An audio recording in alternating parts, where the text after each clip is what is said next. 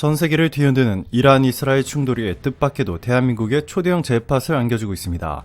이 피비린내 나는 중동 전장에서 총성이 메아리칠 때 한국 반산업계는 싸늘한 금속 대신 뜨거운 축배를 들어올리고 있습니다.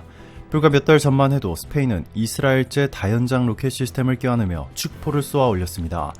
그러나 가자지구 학살과 이란 본토 타격이 이어지자 스페인 거리에서는 파괴의 공범을 거부한다라는 구호가 파도처럼 번졌습니다. 결국 마드리드 정부는 잉크도 마르지 않은 계약서를 갈기갈기 찢어 던졌습니다. 스페인은 대안을 찾아 헤맸습니다. 나토 표준 탄약을 쓰면서 하이마스보다 강력하고 이스라엘 무기보다 도덕적인 장비가 필요했습니다. 바로 그때 태평양 건너에서 올라온 한 이름, 천무. 천무가 스페인의 레이더망에 포착됐습니다.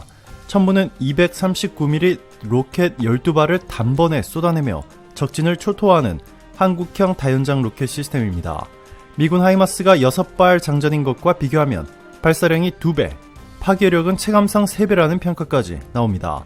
게다가 기존 이스라엘제 포드는 교체 없이 그대로 호환됩니다. 가성비, 화력, 윤리성 3마리 토끼를 동시에 잡은 기괴한 괴물이 등장한 셈입니다. 하이마스를 굳게 믿던 스페인 국방부는 폴란드가 288문, 사우디가 1조 원어치 질렀다는 소식을 듣고 단숨에 태도가 돌변했습니다. 하늘 아래 둘도 없는 방사포라던 하이마스 찬양은 하루아침에 천무야말로 미래라는 찬각으로 바뀌었습니다. 방산 전문가들은 천무가 나토의 새로운 표준이 될 것이라며 흥분을 감추지 못합니다. 가격은 하이마스의 절반, 화력은 2배, 납기는 전 세계에서 가장 빠른 K방산 생산체계 덕분에 2026년 이전 인도도 가능합니다. 스페인이 군용기 좌석을 한국행 비행기로 확보했다는 소문까지 나왔습니다. 이스라엘 방산 로비스트들은 충격에 빠졌습니다. 이들은 언론을 통해 천무는 전장 데이터가 부족하다라며 흠집내기에 나섰습니다. 하지만 이미 우크라이나 전선에서 실제 전투 데이터를 쌓고 있는 천무의 성적표는 가히 압도적입니다. 명중률은 90% 이상, 장거리 정밀 타격 능력은 기존 예상을 뛰어넘었습니다. 무엇보다 스페인 국민들은 팔레스타인 아이들의 피로 물든 무기를 살 수 없다라는 도덕적 분노를 선택했습니다. 이스라엘제 무기는 스페인 의회 회의장에서 피 묻은 딜이라는 조롱을 받았습니다. 미국도 뜻밖의 미소를 지었습니다. 한국산 천무는 하이마스와 탄약 호환이 되기 때문에 미군 보급망과 충돌이 없습니다. 동시에 이스라엘을 향한 국제적 비난을 완화할 방패막이 효과까지 기대할 수 있습니다. 워싱턴은 한국산 대체 시나리오를 지지하며 스페인이 한국과 계약을 체결할 경우 빠른 승인 절차를 약속했습니다. 한국 기업들은 이미 세비야와 바르셀로나 현지 공장을 물색 중이라는 풍문도 나왔습니다. 한국 방산업계는 함성을 질렀습니다. K2 흑표전차, K9 자주포, FA-50 경공격기, KF-21 전투기에 이어 천무까지 유럽 시장을 돌파한다면 한 해 수출액 300억 달러 시대가 눈앞입니다. 업계 관계자는 천무가 유럽 하늘에 K방산 불꽃놀이를 쏘아 올릴 것이라며 전율했습니다. 이미 폴란드의 도로 위에는 K2, K9 천무 콤보가 굉음을 울리고 있습니다. 그 현장을 본 스페인 장교들은 우리가 기다리던 퍼펙트 패키지라며 환호했습니다. 돌이켜보면 스페인의 이스라엘 무기 러시는 정치적 계산이 있었습니다. 우크라이나 전쟁 이후 유럽 각국은 포탄 가뭄에 시달렸고 스페인은 이스라엘제 정밀 유도탄을 비축해 동맹국들 앞에서 국방 리더십을 과시하려 했습니다. 그러나 하마스, 후티, 헤즈볼라까지 참전 양상을 보이자 팔레스타인의 비극을 조장하는 돈줄이라는 비난이 폭풍처럼 불어닥쳤습니다. 수도 마드리드에서는 10만 인파가 이스라엘 국기를 불태우며 전쟁 상인의 돈으로 국방을 꾸미지 말라라고 외쳤습니다. 정부가 계약 파기를 선언한 그날 총리궁 앞 광장은 축제 현장처럼 환호에 휩싸였습니다. 언론은 이를 21세기형 민중 외교 쿠데타라 명명했습니다. 여러 낙하를 체감한 국방장관은 플랜 B를 꺼내들었습니다. 첫째 조건은 나토 155mm 탄약 호환, 둘째 조건은 사거리 300km 이상, 셋째 조건은 신속한 납품입니다. 유럽산 N270 개량형은 느린 납기와 고비용이 문제였고 미국 하이마스는 생산 슬롯이 이미 모자랐습니다. 여기서 역전승을 노린 국가가 한국이었습니다. 문재인 정부 때 출발해 이재명 정부에서 최고조로 과속된 이 방산 수출 4대 강국 프로젝트 덕분에 한국은 전차, 포, 로켓, 전투기를 한 번에 제공할 수 있는 통합 패키지를 완성했습니다. 천무는 그 전초 기지였습니다. 천무의 진 면목은 모듈형 탄약체계입니다. 130mm 36발, 239mm 12발, ATA CMS급 전술탄 2발 등 임무에 따라 마음대로 교체할 수 있습니다. 스페인 육군 참모총장은 마치 스마트폰에 앱을 설치하듯 탄약을 바꾸는 개념이라며 경탄했습니다. 발사 차량은 최신 8x8 플랫폼으로 스페인 시에라 네바다 산맥 급경사도 거침없이 기어오릅니다. LIG 넥스1의 유도 기술 덕분에 5차 원형 공사는 5m 수준으로 줄어듭니다.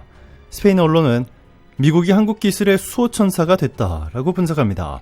미 국무부는 한국산 로켓 시스템을 들여오면 나토 표준화가 수월해진다 라고 스페인 측을 지원했습니다. 스페인 부품 업체들은 경기 화성시에 기술 제휴 사무소를 준비 중이며 한국은 현지 생산을 제안했습니다. 한 관계자는 천무를 스페인에서 생산하면 이 지브롤터에서 북아프리카까지 한밤중 15분이면 화력을 투사할 수 있다라고 말했습니다. 한국 정부는 천무 글로벌 패스트트랙 특별위원회를 가동해 수출 허가 심사를 석 달 안에 끝내겠다고 공언했습니다.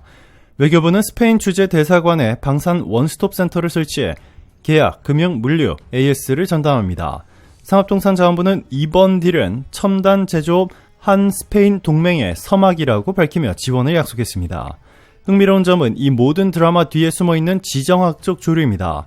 미국은 이란을 제재해 중국의 에너지 라인을 흔들고 중국은 러시아를 통해 유럽을 압박하는 삼각 외교를 전개하고 있습니다.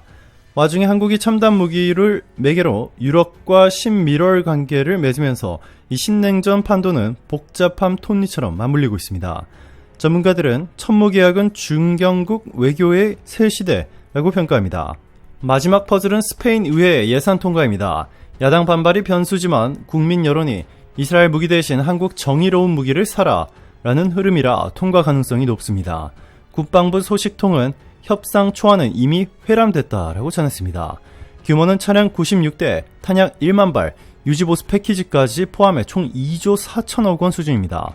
스페인 공영방송은 한국 방산의 올림픽 금메달급 낭보라며 특집을 예고했습니다. 한국 방산의 새벽은 이제 막 밝아오고 있습니다.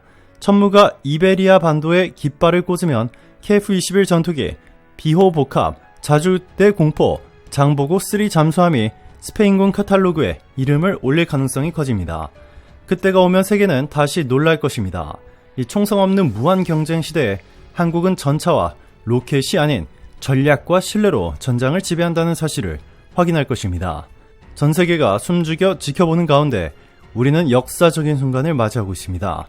카운트다운이 시작됐습니다. 천무의 진격이 곧 막을 올릴 것입니다. 또 놀라운 것은 해외 외신들의 이재명 대통령에 대한 극찬이 쏟아져 나오기 시작했다는 것입니다. 그것도 해외 주요 언론들이 동시에 말이죠. 미국 디펜스 뉴스는 천무, K2, KF-21로 이어지는 삼각편대가 글로벌 무기시장의 판도를 바꿨다라며 이재명 대통령의 과감한 수출 지휘가 한국을 방산 빅5에 진입시켰다라고 평가했습니다. 영국 제인스 디펜스 위클리는 한국은 더 이상 가격 경쟁력이 아닌 기술 리더십으로 승부한다라며 K2 흑표와 레오파르트 2A7의 비교 분석 특집을 게재했습니다. 독일 디벨트는 폴란드, 루마니아, 에스토니아가 선택한 한국산 자주포 다연장 로켓은 유럽 안보 지형을 재설계하고 있다라고 보도했습니다. 프랑스 르피가로는 KF-21을 라팔 이후 가장 매력적인 4.5세대 플랫폼이라며 이재명 정부의 공동 개발, 현지 생산 패키지 전략을 집중 조명했습니다. 아랍권의 알-아라비아는 사우디는 비호 복합, 천무 계약은 한국 중동 군사협력의 분수령이라며 한국을 신뢰 가능한 파트너로 명명했습니다. 일본 니온 게이자의 신문도 일본이 놓친 차세대 무인 전투 체계를 한국이 선점했다라고 인정했습니다. 이 같은 호평에 힘입어 한국 방산 수출 계약 잔고는 1,000억 달러를 돌파했으며 무역수지 개선에 방산이 차지하는 비중도 사상 최고치를 경신했습니다. 해외 언론이 한 목소리로 외치는 결론은 명확합니다. 이재명 리더십 아래 K방산은 더 이상 추격자가 아니라 게임 체인저입니다. 오늘도 감사합니다. 최고로 멋진 하루 보내시길 바랄게요.